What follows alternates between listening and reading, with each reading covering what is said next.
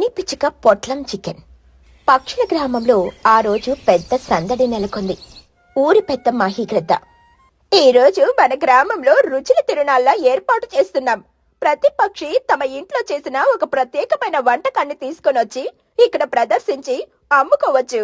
ఎవరి వంటకం రుచిగా ఉంటుందో చూద్దాం అని ప్రకటించింది. ఆ ప్రకటన వినగానే చిచ్చుకాకి ఎగిరి గంతేసింది. మరోవైపు తుని పిచ్చుక ఇంట్లో బుజ్జి పిచ్చుక ఇంకా నిద్రలేవలేదు. లే బుజ్జి, లే. ఊరంతా తిరునాళ్లకు సిద్ధమవుతుంటే నువ్వింకా కుంభకర్ణుడిలా నిద్రపోతున్నావేంటి? బుజ్జి పిచ్చుక కళ్ళు నిలుముకుంటూ, అమ్మా, ఏంటమ్మా, మంచి కలొస్తోంది. నేనొక పెద్ద చికెన్ ముక్క మీద పడుకునుంటే నువ్వు లేపావు. పండుగంటేనే పడుకోవాలమ్మా, హాయిగా ఉంటుంది. పండుగ రోజు పడుకోవడం కాదు, రుచికరమైన వంటలు తినాలి. ఈ రోజు నేను మన అమ్మమ్మ నేర్పించిన పొట్లం చికెన్ చేయబోతున్నాను. ఈ రోజుకి ఊరంతా మన బండి చుట్టూ తిరగాలి. చికెన్ అనే మాట వినగానే బుజ్జి పిచ్చుక ఒక్కసారిగా లేచి కూర్చుంది. నిజమా అమ్మా? పొట్లం చికెనా? అంటే ఆకుల్లో చుట్టి చేస్తారే? అప్ప, ఆ వాసనకి కడుపు నిండిపోతుంది. సరేనమ్మా, నువ్వు వంట చెయ్యి. నేను నేను రుచి చూసే ముఖ్య అధికారిగా చాలా ముఖ్యమైన బాధ్యత తీసుకుంటాను. తుని పిచ్చుక నవ్వుతూ, నీ బద్ధకానికి తగ్గట్టే ఉద్యోగాలు సృష్టించుకుంటావు తల్లి నువ్వు. సరేలే కాని వంట పూర్తయ్యే వరకు లోపలికి రావద్దు. తుని పిచ్చుక వంటగదిలోకి వెళ్లి పనిలో నిమగ్నమైంది.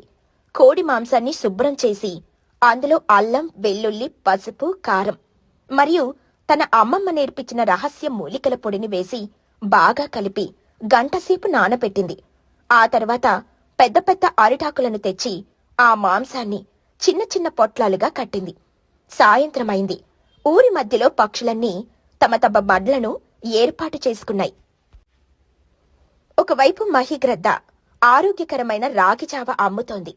మరోవైపు చోటు చిలుక పచ్చిమిరపకాయ బజ్జీలు వేస్తోంది. ఇంకోవైపు చిచ్చుకాకి తన ఫ్రై బండి పెట్టుకుని ఈగలు తోలుకుంటూ కూర్చుంది. అప్పుడే తుని పిచ్చుక, బుజ్జి పిచ్చుక తమ బండిని తెచ్చారు. తుని ఒక పెద్ద పెనం మీద నిప్పులు వేసి ఆ నిప్పుల మీద తాను తయారు చేసిన పొట్లం చికెన్ పొట్లాలను ఒక్కొక్కటిగా పెట్టడం మొదలుపెట్టింది. నిమిషాల్లో ఆ అరిటాకులు కాలుతూ లోపలి మసాలా చికెన్ వాసనతో కలిసి ఒక అద్భుతమైన సువాసన ఊరంతా వ్యాపించడం మొదలైంది. ఆ వాసన పీల్చిన పక్షులన్నీ తమ పనులన్నీ వదిలేసి ఆ వాసన ఎక్కడ్నుండొస్తుందానని తుని బండి చుట్టూ మూగాయి. అమ్మో తుని, ఏంటి వాసన? నా ముక్కు పగిలిపోయేలా ఉంది. ఇంత కమ్మటి వాసన నా జీవితంలోనే చూడలేదు.